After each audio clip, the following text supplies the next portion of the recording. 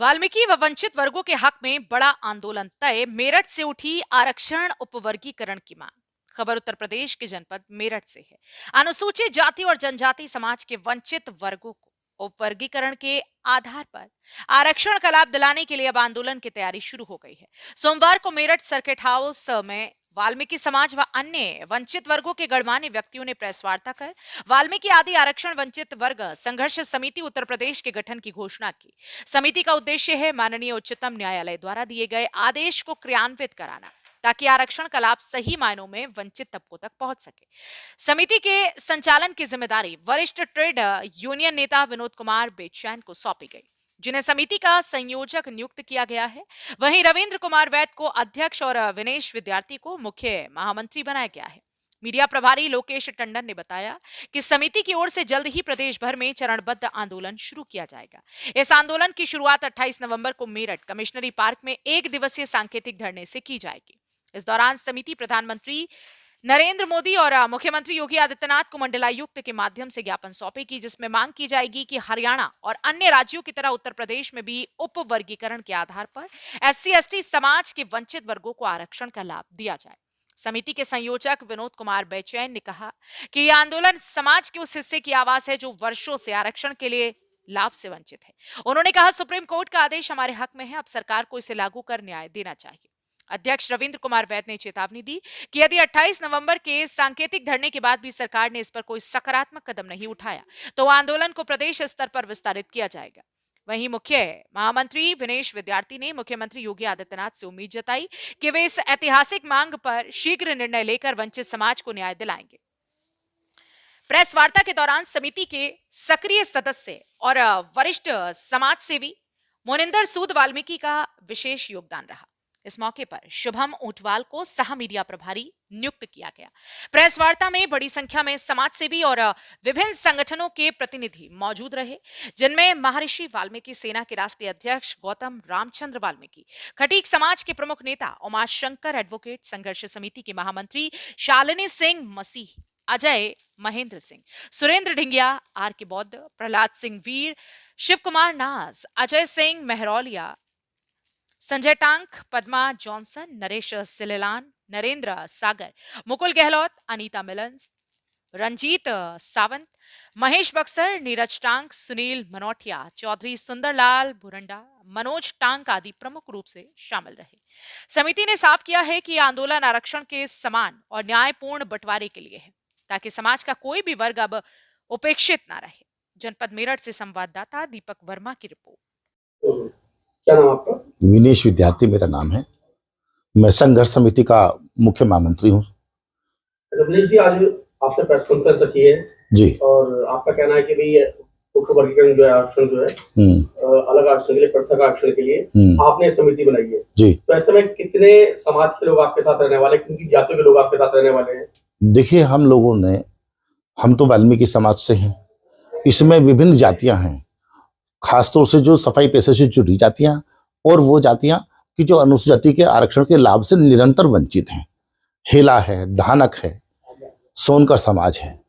ये जो वाल्मीकि है, विभिन्न उपजातियां हैं जो अनुसूचित जाति के आरक्षण के लाभ से निरंतर वंचित हैं। तो जब निरंतर वंचित वर्ग के साथ अन्याय होगा तो वो कोई ना कोई माध्यम, जनतांत्रिक माध्यम अपनाएगा। जनतंत्र में हम लोगों को अभिव्यक्ति की आज़ादी मिली हुई है। उस अभिव्यक्ति की आज़ादी का प्रयोग करते हुए हम लोगों ने अपने जो ये वाल्मीकि आदि आरक्षण वंचित वर्ग संघर्ष समिति का गठन किया है। चूंकि हम शोषित हैं, हम वंचित हैं, हम पीड़ित हैं, हम आहत हैं, हम सर्वहारा हैं।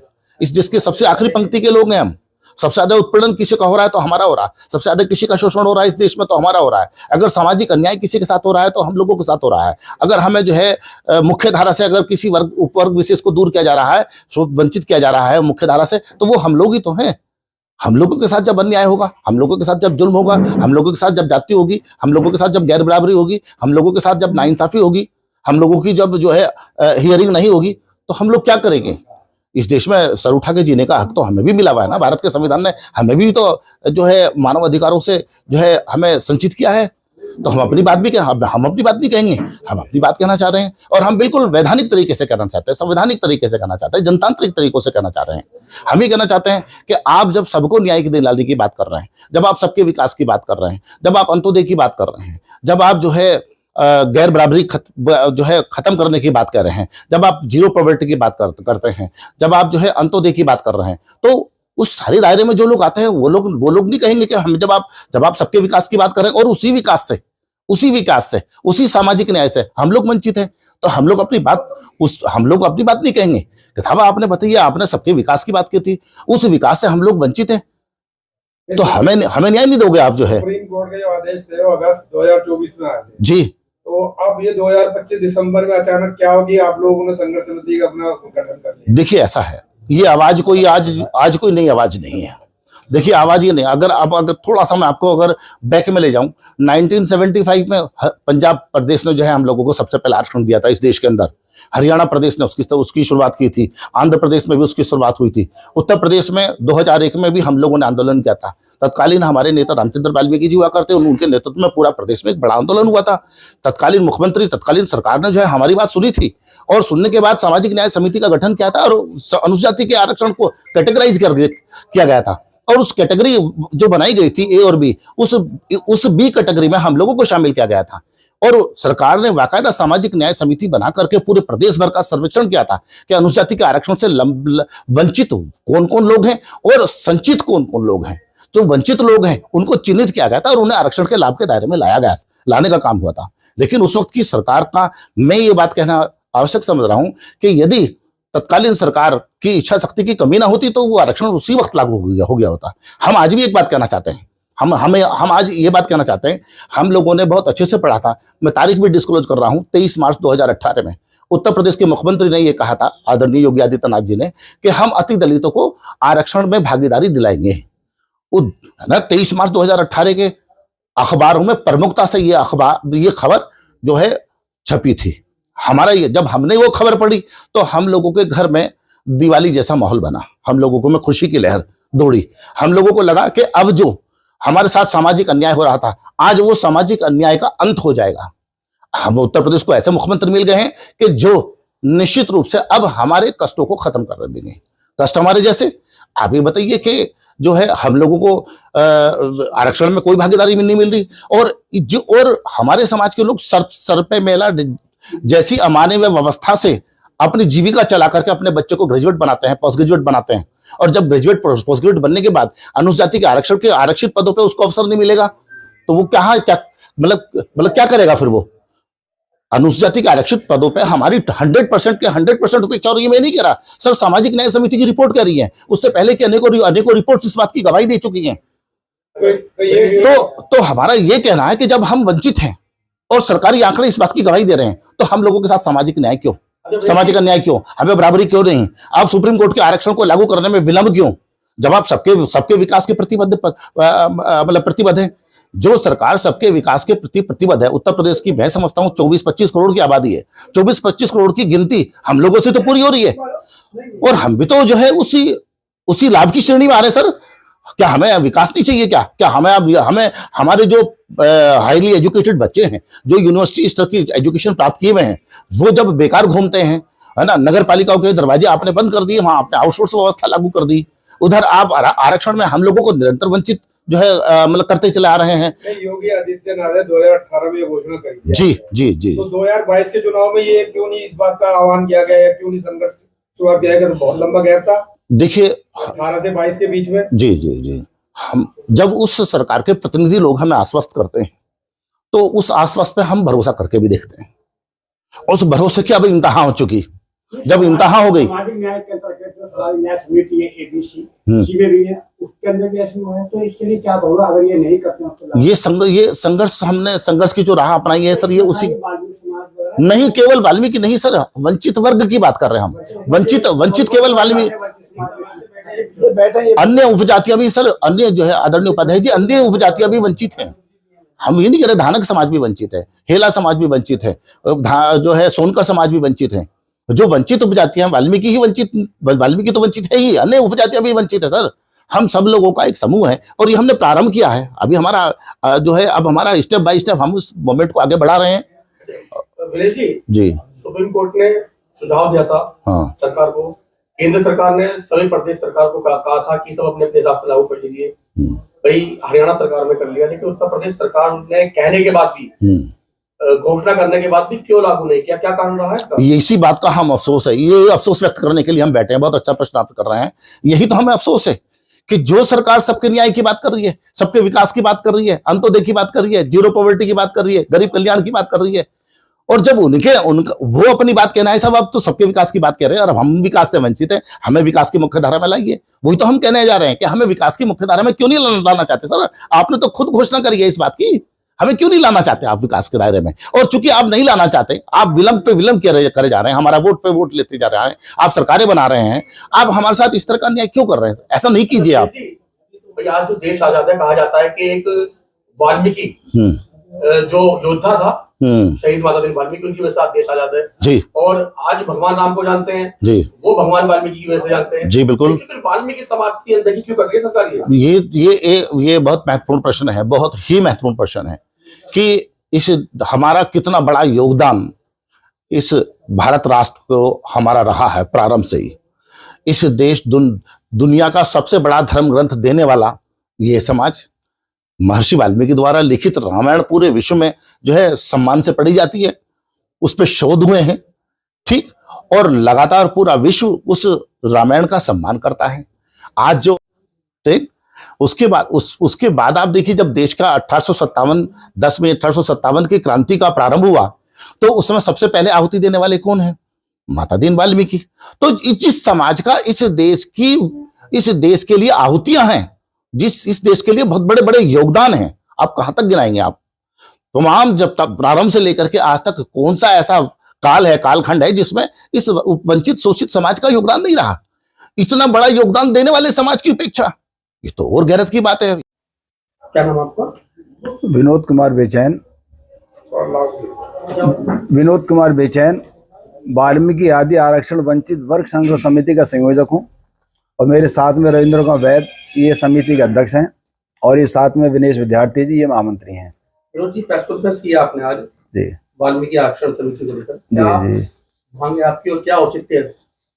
देखिए, माननीय सुप्रीम कोर्ट जी ने 1 अगस्त 2024 में वंचित वर्ग के लिए उप वर्गीकरण की घोषणा की थी।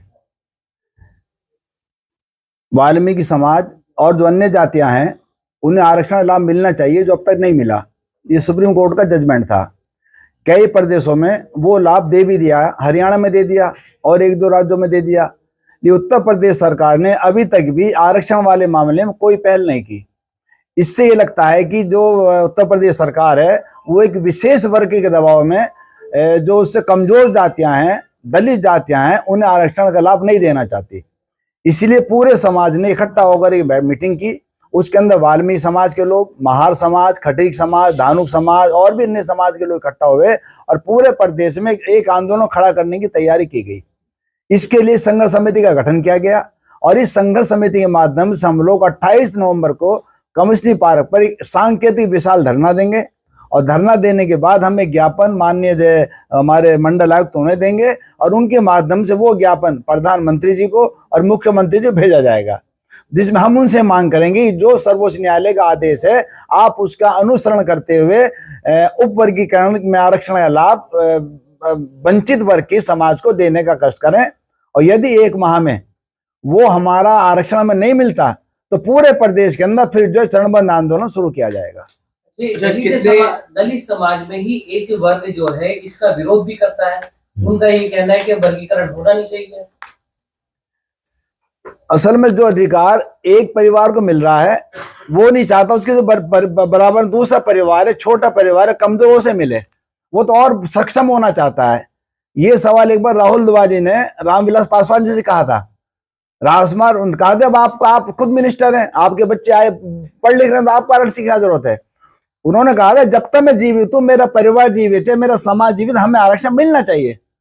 तो उस पर जवाब आया था राहुल द्वाजी का, जब आप लोगों को गरीब को कहाँ मिलेगा, तो वो सब वर्ग विशेष वर्ग नहीं चाहता, और सरकार इसी दबाव में वो नहीं चाहती कि अगर हमने वो वाल्मीकि को आरक्षण दे दिया, अलग से खटीक को आरक्षण दे दिया, हेला को दे दिया, डोमार को दे दिया, नानू को दे दिया, तो ये विशेष वर्ग हमसे नाराज हो जाएगा। जब आप सरकार की बात कर रहे हैं, वही जहाँ भी डबल इंजन की सरकार है, हरियाणा में भी डबल इंजन की सरकार है, बिल्कुल मिला हुआ प्रदेश है हरियाणा, वहां तो दे दिया गया आरक्षण। उत्तर प्रदेश की भौगोलिक स्थिति और तरीके की है, यहाँ पर एक वर्ग जो है बड़ी तादाद में है, जो सरकार पलटने की ताकत रखता है, इसीलिए नहीं चाहते उन्हें नाराज करना। और वाल्मीकि समाज को एक वोट बैंक बना हुआ आज की तारीख में, वो चाहते हमें वोट देगा ये तो, लेकिन इस पर स्पष्ट है अगर हमें आरक्षण नहीं मिलेगा तो हम वोट जो है नहीं देंगे सरकार भाजपा को। 2027 में इलेक्शन है इस बार, तो इस बार वाल्मीकि समाज वोट नहीं देगा। आरक्षण नहीं तो वोट नहीं। अच्छा, कितने लोग इस धरने में आपके आने वाले हैं और कहाँ से आने वाले हैं? क्या पूरे प्रदेश से आएंगे, क्या केवल मेरठ या? फिलहाल ये मेरठ कमिश्नरी का होगा, मेरठ, गाजियाबाद, नोएडा और मुजफ्फरनगर, उसके 1 महीने बाद फिर हम पूरे प्रदेश क्या करेंगे। अच्छा, कितनी संख्या में लोग आएंगे? अभी हमारे अध्यक्ष जी बताएंगे, महामंत्री बताएंगे। क्या नाम आपका? मेरा नाम रविंद्र कुमार वैद। अच्छा रविंद्र जी, एक समिति बनाई आपने, वाल्मीकि आदि आरक्षण वर्गीकरण समिति जी। तो क्या कहना है, क्या ऐसा मतलब क्या हुआ जो ये समिति बनाने को आपको मजबूर होना पड़ा? दरअसल वाल्मीकि समाज के वंचित वर्गीकरण के जितने भी व्यक्ति हैं, मतलब जितने भी वोटर हैं, ये 80%, 70-80% वोट भाजपा को देते हैं, और हम सभी लोग भाजपा को सपोर्ट भी करते हैं। और जो हमसे सीनियर हो चुके हैं, जो समाज चाहता नहीं कि इनको वर्गीकरण में लाया जाए या इनको आरक्षण मिले, वो लोग भाजपा को वोट देते ही नहीं है। और उन्हीं लोगों के ज़्यादातर विधायक भी बैठे हुए और सांसद भी बैठे हैं। हमारे तो इक्का दुक्का कोई बैठे हैं, तो उससे ताकत बनती नहीं है। सरकार इसलिए उनसे डरती है। अगर सरकार, भाजपा सरकार, वाल्मीकि या वंचित वर्गीकरण के व्यक्तियों को ये लाभ दे कि सांसद बनाए, विधायक बनाए, तो सरकार में होगी, ये ही पहुंचेंगे और सरकार में इनको सपोर्ट भी मिलेगी। अब सरकार ही इनसे डरती है। हम ज्यादा से ज्यादा ताकत हमारी है कि हम भाजपा के ही सांसद हो, विधायक हो, जो भी है वो हमारे साथ लगे और इस वर्गीकरण को लागू कराएं। अच्छा, आपने नाम लिखा है कि ये जो है राजनीतिक संघर्ष समिति। जी, कोई भी राजनीतिक दल इसमें शामिल नहीं है आपके साथ? जी। तो क्या कहेंगे अगर आपने जिस तरीके से कहा कि भाजपा के विधायक आपके साथ लगे, सांसद आपके साथ, हम वोट उन्हें देते हैं तो किनसे कहेंगे? जहाँ मजदूरी करेगा पैसा भी वही मांगेगा आदमी। और हम लोग भाजपा के साथ हैं और भाजपा को सपोर्ट करते हैं। अगर भाजपा ने ये वर्गीकरण लागू नहीं किया तो हम इसका विरोध भी करेंगे, और वर्गीकरण लागू नहीं होगा तो वोट भी नहीं होगा। 2027 के चुनाव के लिए सरकार को ये चेतावनी दी जा रही है। चेतावनी नहीं, अभी तक तो जो है अनुरोध है हमारा, और ये लागू नहीं होगा तो फिर चेतावनी नहीं, आंदोलन भी होगा। फिलहाल तो सांकेतिक है, और इस पर अगर काम नहीं हुआ तो आगे भी लड़ाई लड़ी जाएगी। जी, मेरा नाम उमाशंकर खटीक एडवोकेट है और मैं संघर्ष समिति में कार्य करता हूँ। अच्छा भाई साहब, ये बताइए, आज जो प्रेस वार्ता की गई है, किस विषय को लेकर की गई है और आपका कितना योगदान रहेगा इस पर उसमें? देखिए, ये जो हमने ये आज प्रेस कॉन्फ्रेंस किया, ये इसलिए है कि अनुसूचित जाति में जो संपन्न जाति हो चुकी है, उसके अलावा जो हमारी विपन्न जातियां, जैसे वाल्मीकि समाज है, धानुक समाज है, और मैं खटीक समाज से आता हूँ, तो अभी उन्हें आरक्षण का लाभ नहीं मिला है आजादी से लेकर अब।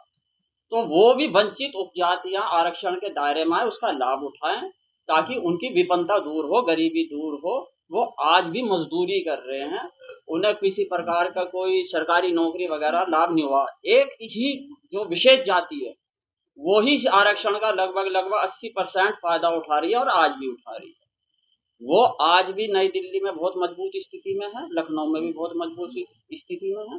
तो वो चूंकि पहले भी राजनाथ सिंह की गवर्नमेंट में इस चीज को उठाया गया था, सामाजिक न्याय समिति का गठन किया गया था, उसके बाद भी, उपरांत में नई बात करता हूँ, वर्तमान में 2018 में माननीय योगी जी ने इस चीज को कहा था कि नहीं भाई हम ये करेंगे। उसके बाद भी कुछ नहीं हुआ, लेकिन अंतिम मोहर जो लगा दी वो माननीय सर्वोच्च न्यायालय ने लगा दी। तो अब तो सर्वोच्च न्यायालय से बड़ा कोई भी नहीं है, प्रधानमंत्री भी नहीं है, मुख्यमंत्री भी नहीं है, तो ये लागू करने में क्यों देरी कर रहे हैं? तो इसी विषय को लेकर आज हम यहाँ इकट्ठे तो हुए हैं। आगामी दिनों में जो आंदोलन होगा उसमें कृषक समाज का भी बिल्कुल होगा, योगदान रहेगा। निस्संदेह होगा, बिल्कुल होगा, क्योंकि वे आरक्षण के लाभ से वंचित है, वो आएंगे और अपनी भागीदारी आंदोलन में करेंगे।